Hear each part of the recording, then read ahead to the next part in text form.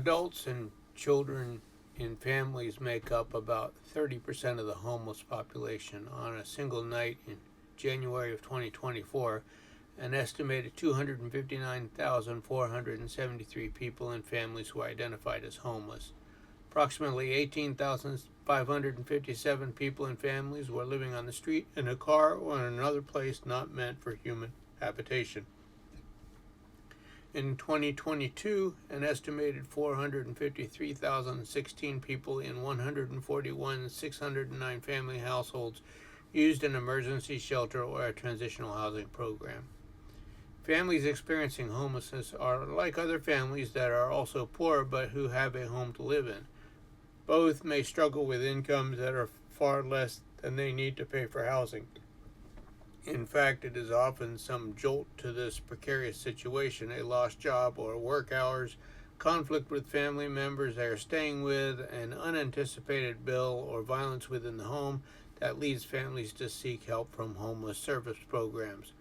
Homeless families are usually headed by a single woman with limited education, are typically young, and have young children.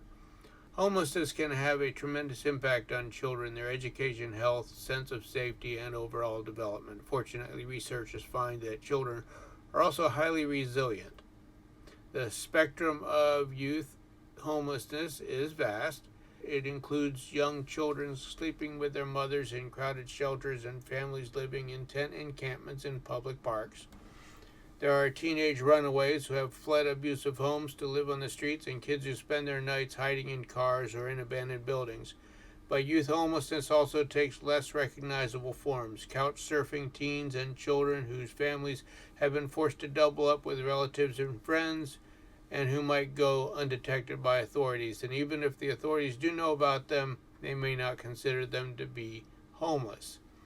There is no single uniform definition of homelessness across states or even within the federal government. That greatly complicates efforts to help the young people experiencing it, especially when cities, states, and nonprofits are using federal dollars to do so. Several states tried to clarify the situation and to provide more aid to homeless youth, especially to teenagers fending for themselves. Couch surfing is a form of homelessness where individuals stay for short periods of time with friends, family, or even strangers because they have nowhere else to live. It is characterized by moving from shelter to shelter without a fixed address. Although it may not fit the stereotype of homelessness, it's a common situation, especially among young people. People are homeless if they lack a fixed, regular, and adequate nighttime residence or reside in an emergency shelter or place not meant for human habitation, according to U.S. Department of Housing and Urban Development, HUD. The agency's definition also includes people who will imminently lose their primary nighttime residence and those fleeing domestic violence. But the U.S. Department of Education's more expansive definition also includes people who are doubling up or living in motels, hotels, trailer parks, or camping grounds because they can't afford other accommodations. The dueling definitions also leads to a wide range of estimates on how many young people are experiencing homelessness, making it practically impossible to know the numbers for certain. For example, HUD estimated that on a single night in 2022, there were 50,767 families with children experiencing homelessness. There were another 30,090 unaccompanied homeless youth in the United States, with an additional 6,348 youth experiencing homelessness as parents. But statistics compiled by the U.S. Department of Education suggest there were about 115,000 unaccompanied youth just among the nearly 1.3 million public school students who experienced homelessness in 2019 and 2020. In some counties in Florida, where I had access to information and worked with the Homeless Coalition. Specifically, the counties I'm going to refer to are Volusia and Brevard. The student and transition advocates in those schools used the more inflated numbers of unaccompanied youth, whether they were at risk of homeless or simply staying at a friend or relative's home. By doing so, they could secure more increased public funding, thereby exploiting community resources. Homeless children should be defined by the HUD definition, with an understanding that some of those couch surfing children are truly at risk of homelessness while others are not. When compared to low-income and homeless families, children experiencing homelessness have been shown to have higher levels of emotional and behavioral problems, have increased risk of serious health problems, are more likely to experience separation from their families, and experience more school mobility, repeat a grade, be expelled or drop out of school, and have lower academic performance. Homelessness results from the combined efforts of extreme poverty, lack of affordable housing, decreased government support, the challenge of raising children alone, domestic violence, and fractured social support. The experience of homelessness results in a loss of community, routine, possessions, privacy, and security. Children, mothers, and families who live in shelters need to make significant adjustments to shelter living and are confronted by problems such as the need to reestablish a home, interpersonal difficulties, mental and physical problems, and child-related difficulties such as illness.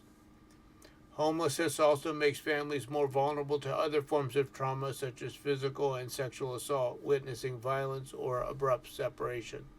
The stress related to these risks comes in addition to the stress resulting from homelessness itself and can impede recovery due to ongoing traumatic reminders and challenges. The experience of homelessness puts families in situations where they're at a far greater risk of additional traumatic experiences such as assault, witnessing violence, or abrupt separation. Children, parents, and families are stressed not only by the nature of shelter living and the need to reestablish a home, but by interpersonal difficulties, mental and physical problems, and child-related difficulties such as illness. The stresses associated with homelessness can exacerbate other trauma-related difficulties and interfere with recovery due to ongoing traumatic reminders and challenges. Children bear the brunt of homelessness. Homeless children are sick at twice the rate of other children. They suffer twice as many ear infections, have 4 times the rate of asthma, and have 5 times more diarrhea and stomach problems. Homeless children go hungry twice as often as children who are not homeless. More than 1/5 of homeless preschoolers have emotional problems serious enough to require professional care, but less than 1/3 receive any treatment. Homeless children are twice as likely to repeat a grade compared to children who are not homeless. Homeless children have twice the rate of learning disabilities and 3 times the rate of emotional and behavioral problems of children who are not homeless. Half of homeless school-age children experience anxiety, depression, or withdrawal compared to 18% of children who are not homeless. By the time homeless children are 8 years old, 1 in 3 has a major mental disorder. These are not only challenges in themselves, but may act as secondary adversities, putting a child at greater risk for trauma reactions and making recovery difficult. Housing is the solution to homelessness for low-income families. Most families would benefit from assistance to help them rapidly reconnect to permanent housing. Rapid rehousing provides help with housing search, financial assistance, and case management services to help families quickly transition out of shelter and back into their own housing. A small subset of families may require more intensive or long-term support through the provision of transitional housing, permanent rental assistance, or permanent supportive housing to escape homelessness. Families can also benefit from connection to other supports designed to strengthen and improve their lives, such as childcare, employment assistance, early childhood services, income support, or mental health counseling. Programs like Crosswinds Youth Services in Brevard County, Florida, can be important partners in ensuring that families are not traumatized again following entry into shelters. Staff members, including case managers, children's workers, security staff, and maintenance personnel, and program administrators, understand, anticipate, and respond to the special needs of trauma survivors and must ensure that their services do not inadvertently re-traumatize the families. The initial step in dealing with families exposed to trauma is for providers to become trauma-informed. Staff must be trained to recognize the basics of trauma reactivity in mothers and children of different ages to respond appropriately to a family's needs and behaviors. In addition to being prepared to address specific trauma symptoms, and effective staff would create safe, supportive, non-threatening environments by maximizing choice and control for participants, avoiding provocation and power assertion, modeling pro-social behavior and skills, maintaining clear and consistent boundaries, sharing power in the running of shelter activities, and delivering services in a non-judgmental and respectful manner. By making families co-participants in establishing rules and regulations and by housing caregivers and children together, programs can help prevent traumatization. Programs can also empower families by maximizing their choice and control, thereby ensuring that they constructively use services to attain personal stability and heal emotional hurt. In addition to being trauma-informed, programs must provide trauma-specific services to promote healing from those traumatic experiences. Trauma-specific services include support groups focused on the dynamics of trauma and its impact on family members' emotional and physical health, parenting and coping, and a range of culturally appropriate services that respond to the varying manifestations of trauma.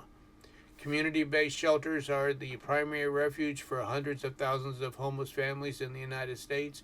These shelters and other community mental health agencies can be important locations for the delivery of trauma-specific care to homeless families. Trauma-specific care can help improve the outcomes of these vulnerable families by ensuring safety, minimizing risk, and providing positive support. Trauma-specific care may include supporting caregivers' roles in restoring a sense of stability to the family, screening caregivers for histories of trauma, assessing whether a child's development is progressively appropriate or has been interrupted by trauma, screening for children's history of traumatic experiences, create administrative infrastructure to support training that will assist staff in understanding and addressing trauma, training shelter staff and community health personnel to understand the link between traumatic experiences and adverse health and mental health outcomes, constructing linkages between shelters and community-based trauma services where families can be helped on their road to recovery. Shelters must identify and collaborate with programs that are sensitive to and have expertise in dealing with the needs of homeless children and families. And finally, by promoting wider awareness of the role in trauma in precipitating and extending family homelessness. Youth shelters can play an important role in helping advocates, providers, researchers, clergy, and community volunteers understand that severe trauma often precedes and characterizes the experience of homeless families. In this way, youth shelters can strengthen their own capacity to serve homeless families, hastening their return to community life. Thank you.